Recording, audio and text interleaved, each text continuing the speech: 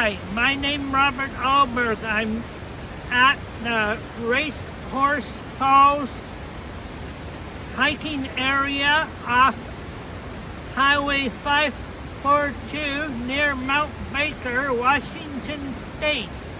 Racehorse Falls is a nice hiking area with nice hiking trails along Racehorse Creek and viewing areas like the one I'm at with a nice waterfall behind me.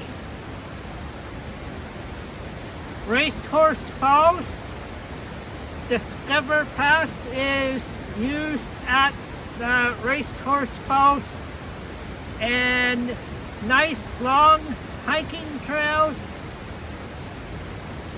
in the forest.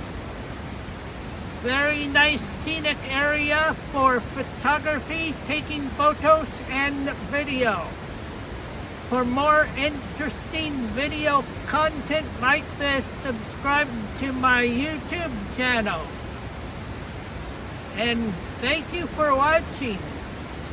Have a nice day.